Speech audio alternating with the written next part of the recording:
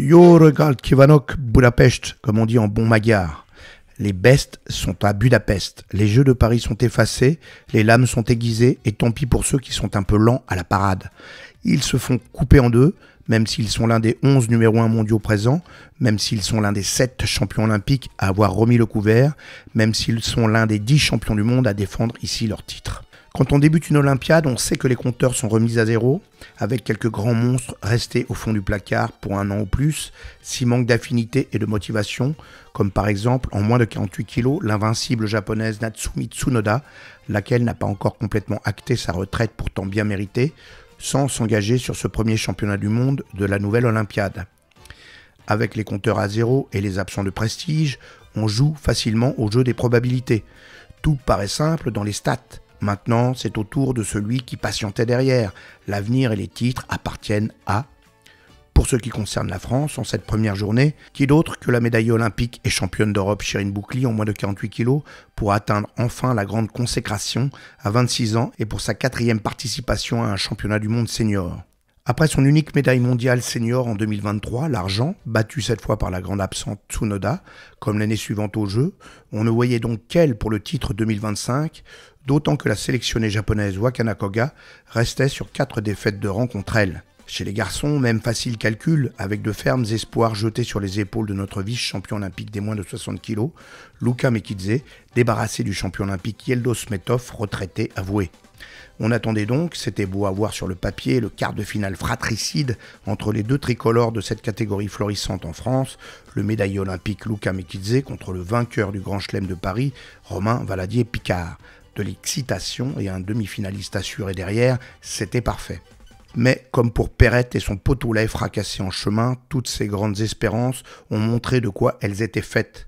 En moins d'une minute sur les deux tapis en même temps de l'aréna Laszlo Pape, elles étaient fragiles et vaines face à la volonté des plus remontés, comme le démontraient les défaites quasi simultanées dès leur deuxième combat du champion d'Europe et champion du monde en titre en moins de 60 kg le géorgien Georgi Sardalashvili, et malheureusement du numéro 1 mondial Luka Mekidze, tous les deux balayés par la détermination de deux anonymes devant leur public, les Hongrois Marton Andrassy et Xanad Feshko, 76e et 92e au classement mondial. Anticiper l'erreur possible et la faire quand même, c'est le signe que quelque chose n'y était pas, au moins d'un point de vue stratégique et peut-être aussi sur le plan mental, et c'est ce que notre double médaillé olympique Luka Mekidze, contré par le vainqueur de l'Open européen de Sarajevo 2024, Xanad Feshko, devra analyser avant les prochains grands rendez-vous.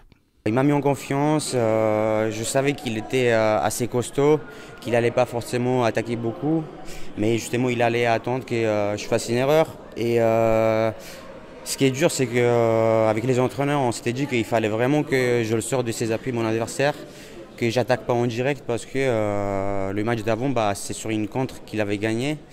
Donc après les pénalités montaient, il avait 2 pénals, il m'avait fait je pense 1 voire 0 attaque du match. Ça m'a mis un peu en confiance et puis je fais l'attaque qu'il ne fallait pas que je fasse à ce moment-là.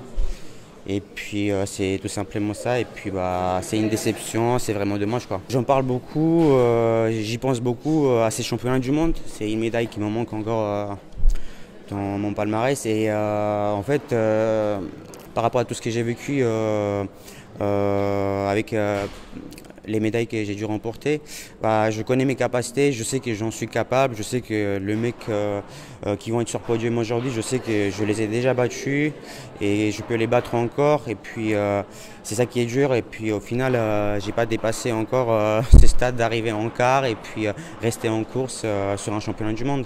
Quand on revient, quand on prépare, après je suis pas le seul à préparer, tout le monde s'y prépare mais tout ce que je mets, tous les ingrédients que je mets au quotidien, tous les sacrifices et puis au final finir la journée en sortant du match et en me disant ouais j'ai pas tout donné, j'ai pas été bon tactiquement et puis c'est dommage. Après si vraiment il avait été plus fort que moi et puis vraiment il était au-dessus sur les matchs, je serais sorti du match et j'aurais dit voilà il a été plus fort que moi.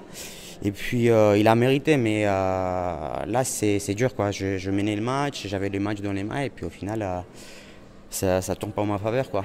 Bien sûr, le premier acte ne dévoile pas la fin de la pièce, comme le rappelait avec le sens de la distance qui convient le coach sur la chaise Ludo Delacote. Il y a une attaque qu'il ne doit pas faire à ce moment-là. Il y a encore du temps, il y a un décalage de pénalité. Il y va, voilà, il se fait contrer. On savait que c'était un profil statique qui contrait très bien. Donc l'idée c'était plutôt d'être dans l'activité et la mobilité. Écoutez, voilà, ça arrive, c'est le haut niveau. Parfois on fait des petites erreurs, parfois on n'est pas puni pour ça, et parfois on l'est. Donc écoutez, ça ne remet pas en cause tout le travail de Lucas. Et foncièrement, il n'a rien à changer. Et puis tant qu'on n'est pas mort, on est vivant. Budapest avait donc montré dès la première journée de quoi est fait un championnat du monde. Toujours de la même étoffe, celle des héros auto-révélés, ceux qui disent mieux que les chiffres que c'est effectivement leur tour, leur jour, et qu'il faudra se battre plus fort qu'eux pour leur retirer la proie qu'ils mordent. Exit dès son premier combat, l'ancien champion du monde espagnol et récent médaillé olympique Francisco Garrigos, sorti proprement par Ippon sur Tayotoshi par le Kazakh Shamshadin. Écarté le double champion du monde coréen Lee Harim par le tonique combattant russe Ayub Bliev. Balayé sur Kouchigari le vice-champion du monde et médaillé olympique taïwanais Yang Yung-wei. Dominée aussi chez les filles la jeune suédoise Tara Babulfat, dont l'enthousiasmante fraîcheur était restée sur le podium des Jeux de Paris. Dans ce registre, Shirin Boukli semblait être celle qui allait trouver assez de résilience pour échapper aux Jeux de massacre. Elle ne survolait pas les débats, pourtant c'est même le moins qu'on puisse dire, gênée qu'elle était dès le premier tour par une ouzbek en papier mâché de 18 ans, sur laquelle elle semblait avoir du mal à trouver des prises, puis se faisant surprendre en quart de finale par une belle attaque de la technicienne russe Sabina Giliazova. Mais elle remontait rageusement contre cette russe et le chemin semblait s'ouvrir à la hauteur de sa volonté de ne pas subir, car la japonaise Koga était elle-même victime du grand bowling, offrant en quart une troisième pénalité à la kazakh Abuzakinova, alors qu'elle menait de 2 yuko. Pour atteindre l'or, il fallait donc à Shirin Boukli, toujours dans le jeu, sortir en demi-finale la jeune italienne Assunta Scuto, à laquelle elle avait marqué Waza-Hari aux Jeux de Paris et au récent championnat d'Europe, avant de pouvoir rêver d'une finale contre la Kazakh battue par elle lors de leur dernier face-à-face au Master 2022 et au Championnat du Monde 2023. Mais les rêves, en compétition, ça se réalise ou pas. Adieu donc, veaux, vaches, cochons couvés, adieu à la première médaille d'or mondiale. Agressive d'entrée et précise dans ses attaques debout, l'Italienne de 23 ans plaçait un monumental Seoinage debout à la française avant d'aller emporter facilement le titre mondial, elle qui était déjà finaliste l'année dernière et 2 fois médaillée de bronze en 2022 et 2023. Soit un palmarès, on peut désormais le dire, largement supérieur à celui de notre meilleur, moins de 48 kilos. Il restait pourtant une médaille à sauver, celle qui aurait mis du baume sur les démangeaisons de la frustration. Passer si près, avoir tous les feux verts et ne pas convertir. Mais pour le bronze, c'était la japonaise qui se trouvait là, et c'est elle qui sortait un petit Ouchigari tout en poussé, suffisant pour priver la française en panne de toute consolation. 2 déçus face à face, mais la japonaise allait au moins monter sans sourire sur le podium et pouvait se dire que sa série noire contre la tricolore était achevée. Le coach des dernières années en club et désormais sur la chaise comme entraîneur national, Kylian Leblouk, n'esquivait pas la mauvaise prestation du jour sans en trouver d'évidentes raisons. Comparé au deuxième match où finalement elle a pris conscience de ce décalage et qu'il fallait tout de suite prendre le taureau par les cornes. Elle ne l'a pas fait au premier, donc ouais, forcément il a fallu la bousculer un peu. En plus ça lui a coûté parce que forcément quand tu uses du jus sur les premiers tours, c'est du jus qui ne te reste plus pour la fin. Donc bon, je pense qu'il y a aussi la tronche, mais quand elle sort du match sur la place de 3, elle me dit que j'ai plus de gaz, donc ça peut faire partie des raisons, même si je pense qu'il y a aussi les aspects psycho, mais c'est dommage parce que il y avait vraiment le tableau, la place. Je pense vraiment, et j'en reste convaincu, après je suis son entraîneur, c'est normal, mais je pense que c'est la meilleure du monde. Avec Tsunoda qui pour l'instant est encore un cran au-dessus. Aujourd'hui, elle ne l'a pas fait, malheureusement. Voilà. J'espère qu'elle aura d'autres chances de retenter cette expérience, d'aller chercher ce titre et d'accrocher son portrait à l'INSEP, qui est tout simplement son objectif. Je pense vraiment qu'elle était prête. On avait encore, comme d'habitude, beaucoup travaillé. Tous les indicateurs étaient au vert. Elle était prête physiquement, mentalement, dans son judo. En tout cas, tout ce qu'on a mis en place de l'extérieur donnait vraiment le sentiment d'une bonne préparation. On s'était aussi appuyé bien sûr sur ce qu'on avait fait pour les championnats d'Europe. On n'a pas fait un copier-coller parce que ça n'existe pas, mais en tout cas on s'était appuyé dessus. Aujourd'hui, elle était venue chercher un titre de championne du monde, très clairement. La seule fille qu'elle n'a jamais battue, elle n'était pas là. Je pense que c'est ce qui malheureusement joue aussi sur cette place de 3, qui fait que je pense qu'elle a conscience qu'elle essaie de filer quelque chose. Et malgré les échanges, elle n'a probablement pas réussi à rebondir. Amertume de l'absence de médaille, frustration de passer à côté d'un titre qui paraissait lui être destiné, humiliation diffuse de devoir reconnaître l'avènement d'une plus jeune qui n'a pas eu la décence d'attendre et semble bien vouloir être à l'avenir un clou européen dans la chaussure de la Française, mais aussi, et c'est peut-être plus grave, journée sans, comme on dit, mais surtout sans force ni précision, ce qui semblait indiquer beaucoup de fatigue, peut-être les premiers effets d'un régime de plus en plus difficile à gérer. Il est difficile de savoir quelle est la plus mauvaise nouvelle du jour pour Chirine Boucly. À 26 ans et une bonne dose d'expérience, rien n'est encore écrit de l'Olympiade pourtant.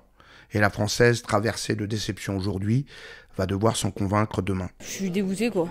C'était difficile. Mais bon, ça arrive, c'est comme ça, on peut pas être tout le temps bien. Et on peut pas être dans le flot tout le temps, il faut faire avec. Je pense que j'avais les armes, même si j'étais pas en forme comme j'aurais aimé être sur les tours. Mais c'est le jeu, c'est comme ça. J'ai pas forcément d'explication, ça arrive. Je pense qu'on peut pas toujours être à son pic. Je pense que c'est le jeu des fois. C'est ça aussi le sport, on apprend de plus en plus à se connaître. Là, je vais y réfléchir, je vais prendre du recul, je vais me poser des questions, les bonnes questions pour pouvoir avancer et me servir de ça et pour pas que ça arrive la prochaine fois. Les Europes, en fait, même si j'étais coincée, je manageais beaucoup, j'avais une vision 360 sur le kumikata, sur tous les aspects, et j'étais pas dans le dur. Alors que là, d'un point de vue intérieur, c'était déjà difficile de me battre avec moi-même. Donc voilà. Il en fallait un dans notre camp, un héros du jour, un mordeur à belles dents. C'était bien sûr celui qu'on attendait sans trop le dire, le sémillant Romain Valadier-Picard, le fringant d'Artagnan de cette catégorie d'expérience. Une clé de bras à l'italien Carlino, un Seoinage en bout de manche au Tadjik Souviev. Il était prêt pour une leçon de judo administrée au Hongrois tombeur de Luka, le fameux Xanad Feshko. 2 Yuko et 2 Wazari plus tard, il pouvait passer aux choses sérieuses. Un chef-d'œuvre en demi-finale contre le Russe Bliev, 4e mondial pourtant, mais qui allait rapidement se noyer corps et biens contre le nouveau prototype français. Bliev n'est pourtant pas de ce genre-là. À l'aise dans tous les secteurs, fort au sol, au corps à corps, constamment dangereux, il ne craint personne. Mais en quelques mois, Romain Valadier-Picard est encore passé dans une autre dimension, celle déjà habitée par les jeunes Russes brillants à Podgorica justement pour les championnats d'Europe, auxquels il nous a fait penser. Brillant et efficace debout, cauchemardesque au sol, toujours sur l'homme, dangereux dessus, dessous, capable de planter la clé au bout de toutes les contorsions, de trouver le chemin de l'avantage à chaque passage sous la garde. Romain Valadier-Picard est désormais de cette maison-là.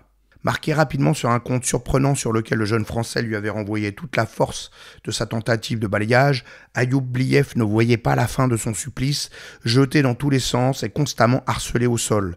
Il devait abandonner misérablement sur un étranglement parti de debout et absolument magnifique, mais finalement annulé pour une jambe trop tendue au contrôle, ce que les observateurs les plus avertis ne comprenaient qu'un peu plus tard.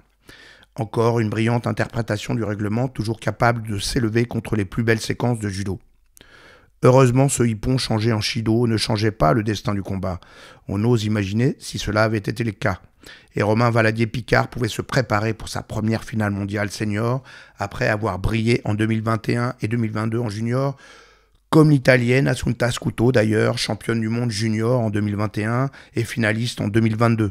Une histoire de génération nouvelle qui s'affirme. Son finaliste a 29 ans et une longue histoire de frustration derrière lui. C'est une sorte de légende, mais qui n'a récolté en senior que 2 médailles mondiales en 2018 et 2019 déjà. Il s'agit du petit Bouddha Nagayama Ryuju, petit moine sans expression, monstre sans couronne. Tout est possible bien sûr, et le japonais, une nouvelle fois, a bien failli ne pas arriver là, en devant remonter un Wazari dès le premier tour notamment. On peut y croire avec la pression, mais on ne peut s'empêcher de penser au fond que ce n'est vraiment pas le bon adversaire pour le technicien français. Trop fort dans le même registre. Notre D'Artagnan fait ce qu'il faut, part à l'abordage et passe plusieurs fois en dessous. Il mène d'un shido. Nagayama serre un peu le jeu à mi-combat, se décale mieux et oblige son adversaire à la défensive. C'est bon pour lui, la mire est réglée. En 2 mouvements d'épaule, Sode et Seoi, il marque par 2 fois et repousse la jeunesse de Romain Valadier-Picard. Cette fois, c'est lui, Ryuju Nagayama, est champion du monde, enfin. Longtemps après la remise des récompenses, on le verra déambuler lentement autour des tapis et du podium, répondant paisiblement à quelques journalistes nippons dans la pénombre, savourant manifestement le destin accompli pour sa dernière autorisation de sortie peut-être. Il a patienté des années derrière Naohisa Takato, il aurait dû être champion olympique à Paris, il n'a été que 3e. Mais ici, au moins, il a décroché l'or. Il peut rentrer chez lui. D'entrée de jeu, dès ce premier jour, l'équipe de France masculine démontre la qualité du travail sur le long terme qu'elle a entrepris en allant chercher la médaille avec une nouvelle figure, comme presque à chaque grand rendez-vous depuis 1 ou 2 ans. Pragmatique, l'expérimenté Franck Chamby, coach heureux du jour, constatait néanmoins encore les réglages à faire. La finale, c'est bon, effectivement, c'est frustrant, parce qu'au final, ça fait 2 Ouazzari, mais c'est le premier Ouazzari qui... En fin de compte, ça joue là, après il se livre, bon, il prend des risques et puis il tombe une 2e fois, mais il a raison, c'est ce qu'il faut faire. En revanche, les 2 premières minutes, elles sont à son compte, puis ce que je disais, il fait moins bien, et l'autre le sent, et du coup, la tendance, elle s'inverse, et sur un Nagayama qui est un petit bloc, qui passe bien en dessous, quand il accroche, généralement, ça déroule, et puis il y a un enchaînement dans la continuité de l'action, c'est ce qui s'est passé pour Ouazzari. Même si derrière là, la clé, c'est pas loin. Ça suffit pas, c'est le détail de la haute perf, c'est aussi voilà, c'est 4 minutes un combat, c'est pas 2. Ça s'est bien goupillé parce qu'il a pris l'italien, ça n'a pas duré longtemps. Il a mis un Jujigatame, ensuite il a battu le Tadjik. Pareil, il l'a fait tomber. Au fur et à mesure, c'était des athlètes, enfin des adversaires de plus en plus forts. Jusqu'au Russe en demi-finale, Bliev, qui était vice-champion d'Europe. Et donc il est monté en puissance. Et il a besoin de ça. Et donc du coup c'est.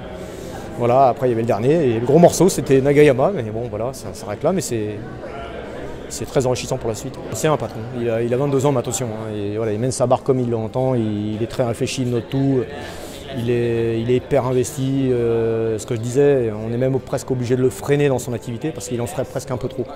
Il s'est chauffé 150 fois, donc il faudra aussi gérer ça, c'est aussi l'expérience. La dernière médaille mondiale qu'on a eu, c'était Philippe Praderol en 91. Faut se le rappeler qu'en 60 kg, c'est pas évident d'aller décrocher des médailles mondiales. Ouais, c'est une belle Olympiade qui s'affiche en termes de concurrence, mais plus il y a de la concurrence, plus nos athlètes en sortent grandis et forts. Donc ça, c'est une chance. Si on pouvait avoir ça dans toutes les catégories, ce serait parfait. C'est un autre discours du côté du club de l'AC Boulogne-Billancourt, tout récent qualifié pour la Judo Pro League, en emportant le premier titre de champion de France amateur par équipe mixte, et bien heureux de s'être donné les moyens d'arrimer le nouveau champion. Romain Poussin constatait de son côté l'étendue des progrès et des bonnes dispositions du jeune poulain. Romain le suit depuis le début en fait, et je ne vais pas dire que c'est un accomplissement parce qu'il y a encore beaucoup de choses à accomplir justement, mais par contre de le voir progresser comme ça, de le voir passer des caps comme ça fait très plaisir. Ouais.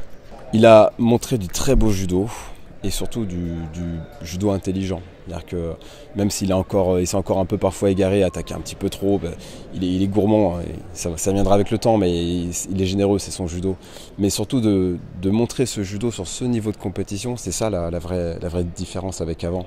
De le faire sur des niveaux moindres, c'est normal, c'est le voir évoluer. Il a montré ce judo à Paris, au tournoi de Paris, on a vraiment vu la maturité dans son judo, et il avait cette petite crainte avec sa blessure qu'il a eu juste après, 2 jours après, de ne pas retrouver ce niveau-là pour les mondes, et voilà, il s'est fait opérer du genou quand même, et il est revenu sur Sarajevo. C'était compliqué, Sarajevo, mais il a quand même réussi à faire une belle compétition, mais c'est là qu'on voit que c'est un champion, parce que pour être au meilleur de soi-même sur les événements les plus importants, il a su le faire aujourd'hui en fait. C'est vrai que ça annonce la couleur, c'est ce qu'il voulait. Lui, je pense qu'il aurait même voulu carrément prendre Lucas et que ça se règle entre eux, parce que c'est ça qu'on veut voir aussi. C'est comme ça qu'on se mesure aussi un peu à l'autre. Ça fait partie de la concurrence saine qu'il y a dans cette catégorie. Hein. Romain, il a voulu faire le championnat de France alors qu'il était déjà sur un plateau international. Voilà, il a besoin de se montrer, de montrer aux autres qu'il est plus fort, parce que c'est comme ça qu'il avance en tout cas. Bon, c'était pas le cas pour aujourd'hui, mais je sais que voilà, Lucas il a eu une mauvaise passe sur ce combat, il a fait une petite erreur, mais c'est loin d'être terminé, bien sûr. Hein, et puis de toute façon, on fonctionne en Olympiade parce que on est timé par les Jeux Olympiques, pardon. Mais Romain, il reste focus quand même sur demain avant d'être focus sur après-demain. Et c'est là-dessus que nous on travaille aussi beaucoup, quoi. C'est avancer étape par étape. Et là-dessus, il est bien lancé là. Le perfectionniste, c'est presque le titre d'un film. Romain Valadier-Picard a tout de l'obsessionnel de la victoire et on ne va pas lui en vouloir. Il nous démontre à chaque sortie ce qu'il est en train de devenir, de construire sous nos yeux. Il était aussi enthousiaste qu'imprécis lors de ses premières grandes sorties. Il est désormais terriblement efficace debout, mortel au sol. Il a déjà presque toutes les armes pour atteindre les grandes victoires qu'il recherche, mais c'est encore lui qui en parle le mieux. La médaille est là, donc je suis censé être content. Mais bon, c'est vrai que quand on finit la journée sur une défaite, quand on a entrevu cette possibilité d'être champion du monde, de chanter la Marseillaise, de se retrouver sur le mur de l'INSEP, de marquer l'histoire du sport français. Voilà, le dernier champion du monde, outre Teddy Riner, c'était Loïc Pietri, et le dernier champion du monde en moins de 60. Ça remonte encore plus loin puisque c'était Thierry Rey. Et voilà, je voulais inscrire mon nom à côté des noms de ces grands champions qui sont sur le mur de l'INSEP. Aujourd'hui, j'inscris mon nom dans le livre du judo français, mais pas dans le livre d'or. Je pense qu'il y avait la place, je fais un bon début de combat, je le mets Chido. Voilà, j'ai pas forcément fait non plus le travail sur toute la durée du match en fait. J'ai bien démarré mon combat et après j'ai fait une erreur. Je suis resté dans son dos alors que j'aurais dû continuer à le décaler. Voilà, contre un mec de ce niveau-là, ça pardonne pas. Je pense qu'aujourd'hui, ce qui me manque pour battre un mec comme Nagayama, c'est pas du judo. Parce que aller le battre dans son propre terrain de jeu, en manche revers, c'est compliqué. Voilà, c'est un japonais, tous les jours, il s'entraîne avec des mecs qui font du manche revers. Donc voilà, c'est pas forcément ça qui me manque, c'est pas du judo, mais c'est plutôt de réussir à mettre de l'intensité, à le faire douter, à rentrer dans sa tête et à faire un judo différent de celui que je produis. Et voilà, c'est ce que j'ai réussi à faire pendant 2 minutes quand même. Mais j'arrive pas encore à le faire assez longtemps. Et tout ça, c'est une question d'intensité mentale. Donc voilà, il me reste du travail sur ce plan-là. Il me reste des solutions techniques à aller chercher sur ce genre de mec. Le travail n'est jamais fini. Les bestes sont à Budapest, mais qui sont-ils ? C'est à la fin de la journée qu'ils se révèlent. Retrouvez-nous ce samedi pour un bras de fer dantesque, dès le second combat entre Amandine Bouchard et la terrible Uta Abe en moins de 52 kilos. En moins de 66 kilos, ils seront encore 2 pour relever le défi, le médaillé mondial 2023 Walid Kar et le très attendu champion d'Europe en titre Dagui Bouba. Les bestes sont à Budapest, mais de qui s'agit-il ?